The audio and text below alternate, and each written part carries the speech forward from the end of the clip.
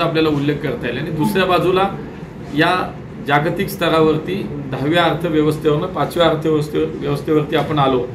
आज हेही आपल्याला यश मानता येईल।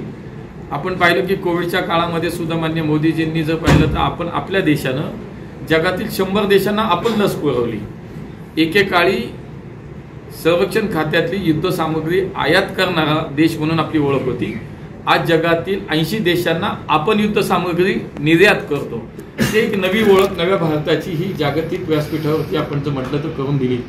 G20चे अत्यंत यशस्वी आयोजन आपल्या देशाने केलं। म्हणजे एका बाजूला जागतिक स्तरावरती आपल्या देशाला एक महासत्तेकडे घेऊन जाणारी वाटचाल, विकसित भारताचा संकल्प पूर्ण करण्याकडे घेऊन जाणारी वेगाने वाटचाल, आणि दुसऱ्या बाजूला देशातील सर्वसामान्य जनतेच्या समृद्धीसाठी त्याच्या उद्धारासाठी जवळपास 10 ते 12 लाख कोटी रुपये थेट बँकेच्या अकाउंटमध्ये आज नागरिकांच्या जमा झाले। काँग्रेसच्या काळात हेच काँग्रेसचे प्रधानमंत्री सांगायचे की 1 रुपया आम्ही जर सर्वसामान्य माणसाच्या कल्याणासाठी दिला तर त्याच्यापर्यंत फक्त 15 पैसेच पोहोचायचे। पण आज परिस्थिती बदलली। आज 10 ते 12 लाख कोटी रुपये थेट खात्यामध्ये जमा झाले। दुसरं यश आपल्याला या योजनांच्या माध्यमातून म्हणा की देशाच्या विकासाच्या दृष्टीने सुद्धा या देशातील 25 कोटी जनता ही दारिद्र्य रेषेच्या वरती आली गेल्या 10 वर्षात। हे मला असं वाटतं की विशेष या मोदी सरकारचं गेल्या 10 वर्षाचं वैशिष्ट्य आहे। नाही तर 10 दिवसात एक नवीन घोटाळा बाहेर यायचा, नवीन भ्रष्टाचाराचा विषय बाहेर यायचा या काँग्रेसच्या राजवटीमध्ये। पण गेल्या 10 वर्षात असं एकही केंद्र सरकार म्हणून कुठलाही आपल्याला पाहिलं असेल गैरव्यवहार भ्रष्टाचाराची एकही सिंगल केस कुठेही आज आपल्याला पाहायला मिळत नाही। का तर देशाचा विकसित भारताचा संकल्प आणि त्या दृष्टीनं फक्त या देशातील नागरिकांचा त्यांना केंद्रबिंदू मानून या ठिकाणी याचा विचार केला गेला।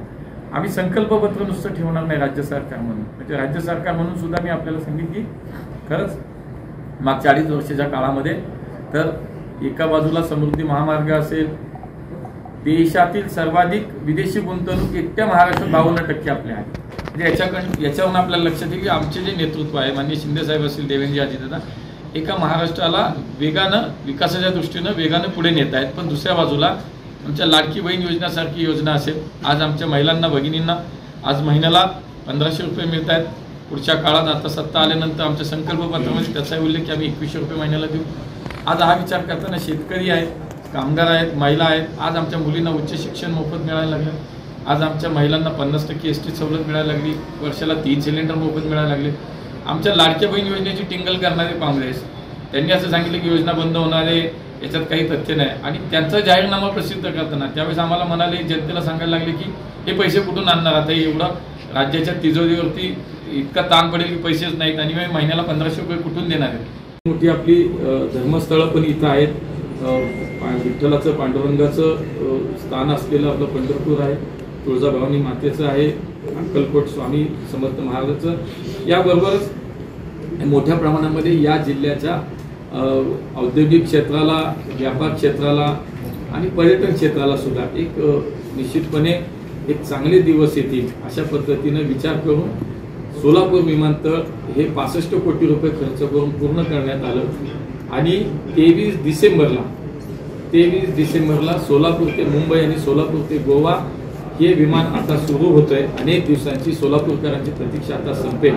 आणि म्हणून एकूण सगळं काम करताना या सगळ्याबरोबर राज्याच्या विकासाबरोबर शेवटी या राज्यातील अनेक जिल्हे हे एकमेकांना जोडण्यासाठी म्हणून रेल्वेच्या माध्यमातून आज वंदे भारतच्या जवळपास 12 नवीन गाड्या या राज्यामध्ये सुरू झाल्या।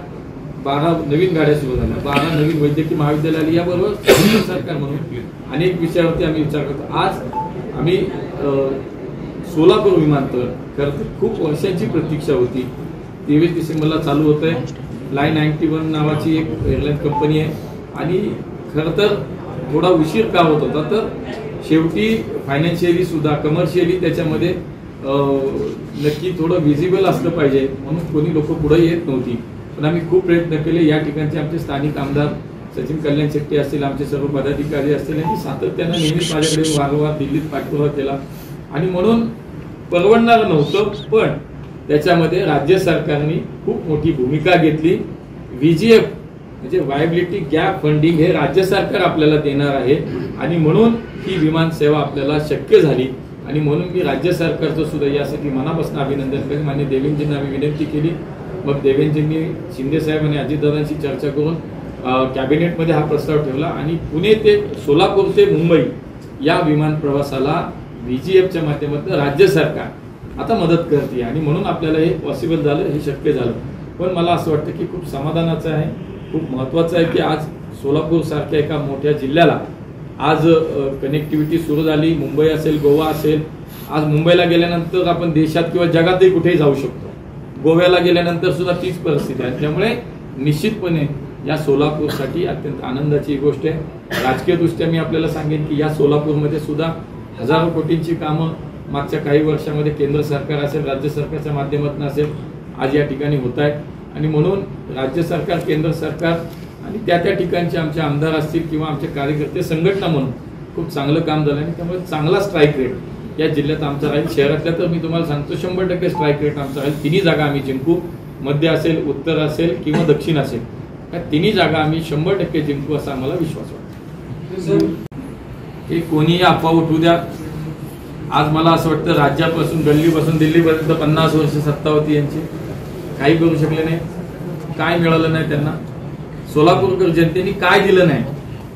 राज्यापासून केंद्रापर्यंत सगळं होतं तुमच्याकडे. हा तुम्हाला कधी विचार आला नाही किंवा तुम्ही शक्यही नाही झालं. आज झालंय तर त्याच्याकडे चांगल्या दृष्टीनं बघा. निवडणुकीचा काही संबंध नाही याच्याशी. निवडणुकीच्या अगोदर विमानतळाचं उद्घाटन झालं. उद्घाटन झालं त्या दिवशी मी सांगितलं. आता हे तर मी तुम्हाला सांगतो की हे आम्ही विशेष प्रयत्न करून VGFच्या माध्यमातून केले. उडान योजनेच्या माध्यमातून पुढच्या सोलापूरच्या बाबतीतल्या सेवा या उडान योजनेच्या माध्यमातून आम्ही त्याचा समावेश करणार आहोत. त्यामुळे उडानच्या योजनेच्या माध्यमातून सोलापूर ते तिरुपती हाही मार्गाचा विचार आम्ही केलेला आहे. त्यामुळे उडानच्या माध्यमातून अधिक सेवा सोलापूरच्या माध्यमातून देशांतर्गत फिरण्यासाठी निश्चितपणे करणार.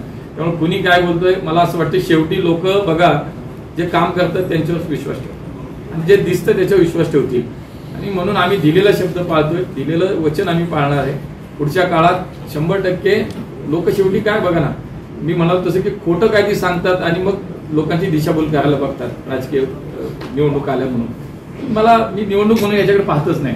माझा विचार शेवटी मी या राज्यातून आणि एक चांगली कनेक्टिव्हिटी राज्यात अंतर्गत असेल, देशांतर्गत असेल, याला कसं प्राधान्य द्यायचं यासाठी आम्ही काम करतो. त्यामुळे मला कोणी काय बोलले मला असं वाटतं की खरं तर लोकांनी पुन्हा विश्वासही ठेवला. खूप वर्ष याच्यामध्ये खरं तर तो एक पुढचा विचार नक्की आपण केलाय. पण थोडंसं त्या ठिकाणी तो आपला पक्षी पक्षी आता तो त्याची नोंद एक अशी आहे की त्या पक्षाचं अस्तित्व तिथे दिसतंय आणि म्हणून ते थांबलेला विषय आहे. पण त्यालाही काही ना काही मार्ग काढून पुढच्या काळात एक मोठं विमानतळ तिथं आपलं होणार आहे. आज तोच एक विषय काय मध्ये काही झालं ते तोच विषय येते. चेन्नईला आहे जे प्रॅक्टिकल मला जे आज समोर आले ते मी आपल्याला सांगितले. त्याच्यातनं मार्ग काढायचा आपल्या हातात आहे. त्यातनं मार्ग कसा काढता येईल ते आपण काढू. पहिलं काय झालं की स्मार्ट सिटी कल्पना त्याचा विचार असा केला गेला की स्मार्ट सिटी म्हणजे एकदम काहीतरी एकदम पलटी होणार आहे, एकदम काहीतरी असं 100% काहीतरी एकदम वेगळं चित्र आपल्याला काहीतरी दिसणार आहे. मला असं वाटतं की देशातल्या अनेक शहरांचा विचार त्या पद्धतीने केला की सुरुवात तिथे झाली पाहिजे. स्मार्ट सिटी ही कल्पना आहे, त्याचं लगेच विरोधकांनी भांडवल असं केलं स्मार्ट सिटी मध्ये लगेच आम्हाला जसं काही एखाद्या विदेशातल्या शहरासारखं चित्र समोर ठेवलं गेलं. ते पायाभूत सुविधा असतील, काय तिथल्या चांगल्या सुविधा देण्याचं काम असेल, हा त्यातल्या मागचा मोदीजींचा उद्देश होता. पुणे असेल, सोलापूर असेल, पिंपरी चिंचवड असेल, अशा राज्यातल्या सुद्धा अनेक शहरांना दिले पैसे. त्या 1000 कोटी रुपये आता इथे किती खर्च झाले मला माहिती, पण 1000 कोटी तर 1000 कोटी आपल्या सगळ्यांना दिले. शेवटी 1000 कोटी इतकं मोठं शहर, त्याच्यातनं जी कामं करता येतील होतील तेवढी पूर्ण केली. पण याचा अर्थ असा होता स्मार्ट सिटी म्हणजे एकदमच काहीतरी आपल्याला एक वेगळी मानसिकता या ठिकाणी तयार झाली की अरे स्मार्ट सिटी मग स्मार्ट सिटी कुठे. पण ते 1000 कोटीची कामं आपल्या शहरात झाली. मला असं वाटतं कमीत कमी तेच आपण स्वीकारलं पाहिजे की 1000 कोटीची कामं झाली आमच्या सगळ्या शहरांमध्ये झाली. ठीक आहे, काही कामं राहिली असतील, आम्ही म्हणत नाही 100% कामं झाली, काही कामं राहिली पण असतील आमची, ती आम्ही नक्की करू. आमदारांचा विषय काढलात आपण, ती नीड बेस नव्हती.